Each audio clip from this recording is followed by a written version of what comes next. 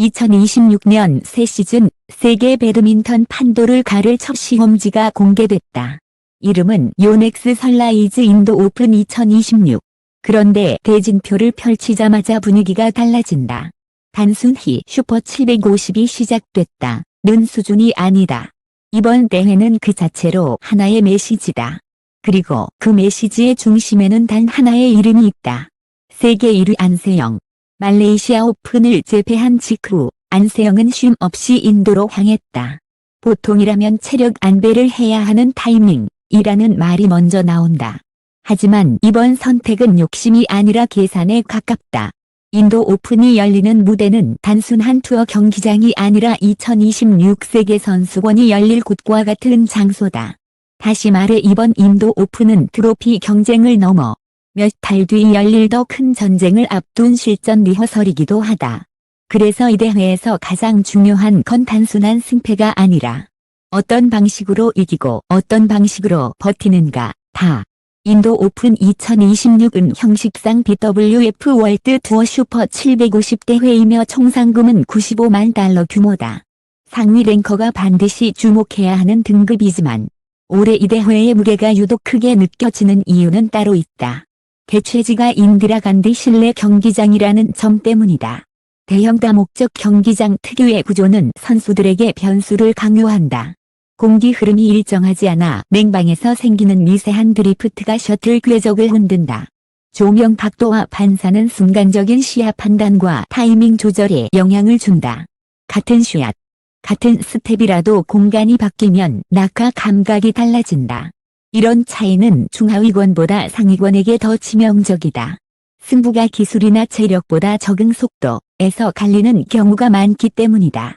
그래서 이번 인도 오픈은 결과보다 과정이 더 중요하다.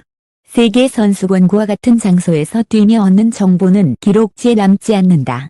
어느 코트에서 드리프트가 강하게 발생하는지, 조명 조건이 바뀔 때 셔틀이 어떻게 보이는지, 관중의 함성과 음향 반사가 집중에 어떤 영향을 주는지 같은 것들은 실전에서만 체화할 수 있다.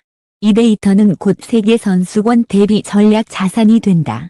결국 인도 오픈은 하나의 투어 대회가 아니라 세계 선수권을 준비하는 선수들에게는 단 한 번뿐인 리허설이 될 수 있다. 대진표 공개 직후 가장 눈에 띄는 변화는 구도가 달라졌다는 점이다.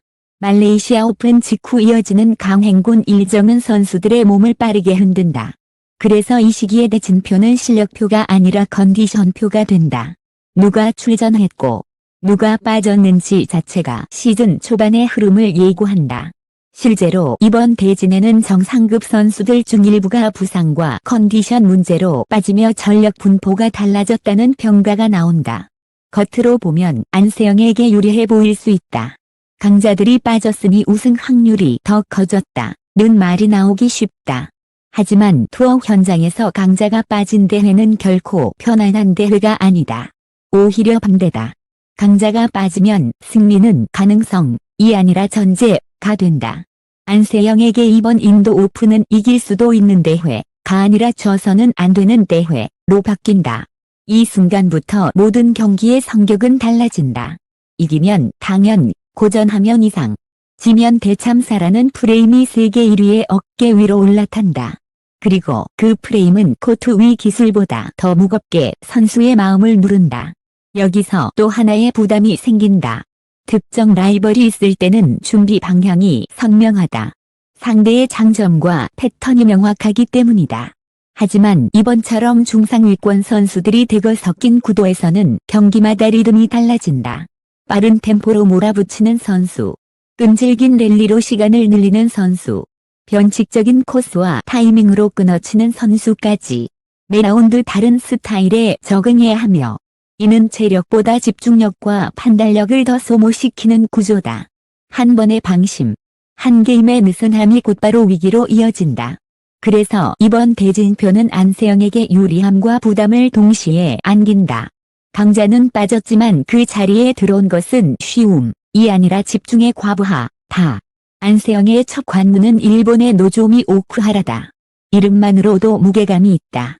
큰 무대 경험이 두껍고 흐름을 끊는 감각이 뛰어나며 상대가 조급해질 때 실수를 유도하는 베테랑이다. 게다가 두 선수는 짧은 간격으로 다시 만나는 구조다.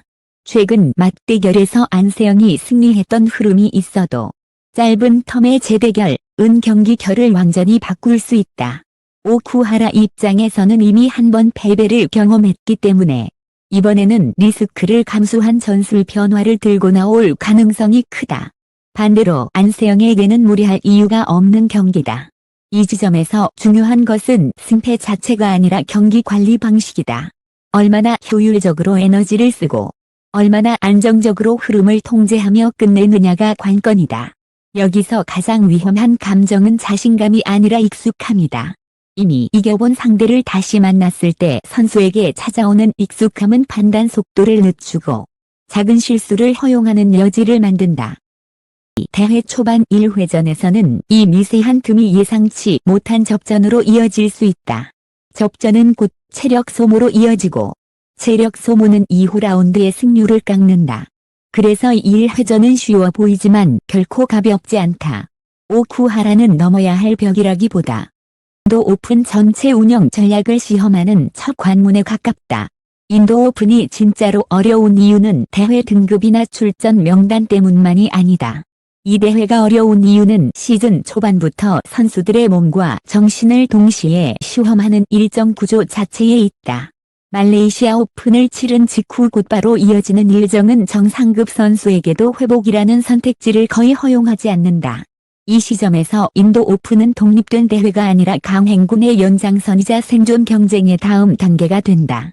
실제로 많은 톱랭커들이 일정의 무게를 견디지 못해 부상 기권, 컨디션 난조로 인한 조기 탈락을 경험한다. 기량의 문제가 아니라 누적 피로와 회복 능력의 한계가 만들어낸 현실이다. 그래서 인도 오픈에서는 누가 더 잘 치느냐 보다 누가 아직 서 있느냐가 먼저 질문이 된다. 이런 환경 속에서도 안세영이 여전히 대진표에 이름을 올렸다는 사실은 상징적이다. 이 체력이 좋다는 말로는 부족하다. 컨디션 관리, 경기당 에너지 배분, 회복 루틴까지 포함한 종합적 준비가 실제 성과로 이어지고 있다는 뜻이다. 상대 선수 입장에서는 저 선수는 아직 버틴다 는 인식 자체가 경기 시작 전부터 압박이 된다. 체력전이 본격화되면 경기 양상도 달라진다. 공격의 날카로움보다 중요한 것은 랠리 후반에서도 무너지지 않는 안정성이고 한두 포인트의 집중력보다 중요한 것은 경기 전체를 관통하는 리듬 유지다. 하루가 지나갈수록 몸은 무거워지고 판단은 느려진다. 그 과정에서 작은 선택 하나, 무리한 스매시 하나가 다음 라운드 탈락으로 이어질 수 있다. 이제부터 우승 로드맵이 보이기 시작한다. 대진표를 볼 때 팬들이 흔히 하는 실수는 강자 이름, 만세는 것이다. 하지만 강행군 대회에서 우승 로드맵은 누구를 이기느냐, 만으로 만들어지지 않는다. 우승 로드맵은 어디서 힘을 써야 하고 어디서 힘을 아껴야 하는지, 즉 차원 배분으로 그려진다. 안세영이 인도 오픈에서 우승까지 가려면 초반 라운드에서 경기를 길게 만들지 않아야 하고 변수에 휘말리지 않아야 한다. 강자가 빠진 대회일수록 중상위권 선수들은 이를 개없어서 더 과감해진다. 그 과감함이 한 번만 흐름이 되면 상위권 선수는 예상치 못한 소모전을 치르게 된다. 그래서 안세영에게 초반은 기술보다도 흔들리지 않는 경기 운영이 중요하다. 상대의 무리수를 받아주되 그 무리수가 흐름이 되지 않게 만드는 통제가 필요하다. 중반 라운드부터는 난도가 달라진다. 여기서는 상대 이름보다 내 몸의 상태가 더 중요해진다. 결승으로 가는 선수들의 공통점은 마지막 날 잘 치는 것이 아니라 그 전날까지 버텨서 마지막 날에 설 수 있다는 점이다.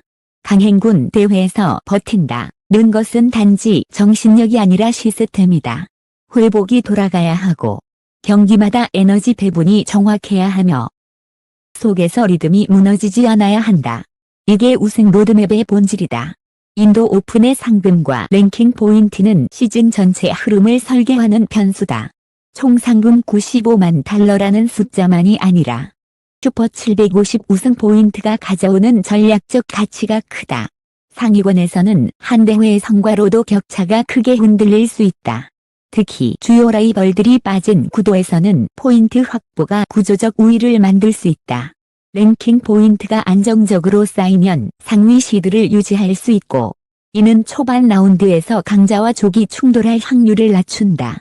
족이 충돌이 줄면 체력 소모가 줄고, 체력 소모가 줄면 후반 라운드 승률이 높아진다. 결국 인도 오픈에서 얻는 포인트는 단지 이번 주 성과가 아니라 이후 몇 달간 투어 난이도를 완화시키는 장치다. 여기서 많은 팬들이 놓치는 사실이 있다. 시즌 초반 상금은 보상이 아니라 운영 자본에 가깝다. 이동 비용, 트레이닝 스태프 운영, 컨디션 관리와 회복 프로그램은 시즌 내내 계속 비용을 요구한다. 시즌 초반의 상금과 포인트를 동시에 확보하면 선수는 남은 투어를 더 유연하게 운영할 주도권을 쥘 수 있다. 이게 안세영의 인도행을 단순히 승부욕만으로 설명할 수 없는 이유다. 이번 대회가 독점처럼 느껴지는 지점은 사실 하나 더 있다. 대진표의 쉬움보다 더 큰 변수는 대회가 가진 구조적 난이도다. 인디라 간디 실내 경기장의 환경 변수는 세계 선수권까지 이어질 가능성이 높고, 그 변수를 실전에서 제어할 수 있는 기회는 생각보다 많지 않다. 강자는 변수를 핑계로 삼지 않는다. 강자는 변수를 데이터로 바꾼다. 그리고 그 데이터를 바탕으로 다음 무대의 우위를 만든다. 인도 오픈이 세계 선수권 리허설로 불리는 이유는 바로 이 실전 데이터 때문이다. 이번 대회에서 안세영이 얻는 것은 트로피 하나가 아니라 몇 달 뒤 더 큰 무대를 위한 답안지일 수 있다. 개인적으로 인도 오픈 2026은 안세영에게 결코 쉬운 대회가 아니다. 강자가 빠졌다고 해서 부담이 줄어드는 무대도 아니다. 오히려 지금의 안세영은 이기지 못했을 때 설명해야 할 것이 더 많아지는 위치에 있다. 그녀의 이름은 이제 결과가 아니라 기준이 됐다. 경기 하나하나가 여자 단식의 현재 수준을 가늠하는 잣대가 된다. 그럼에도 분명한 사실이 있다. 안세영은 지금 도전자가 아니라 정상 위에서 다음 단계로 이동하는 선수다.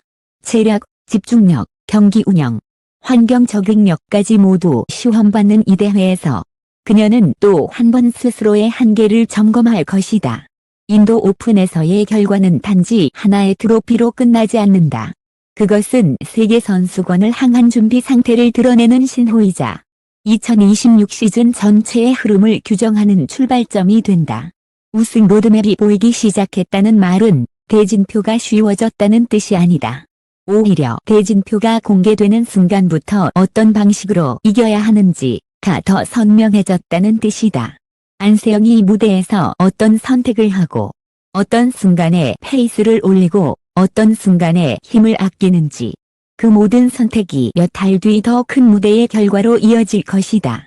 과연 안세영은 인도 오픈에서도 다시 한번 트로피를 들어올리며 2026년을 완성의 시즌으로 향한 궤도에 올려놓을 수 있을까? 여러분이 예상하는 결승 상대와 최종 결과는 무엇인가? 지금의 대진표가 만들어낼 서사는 이제부터 시작이다.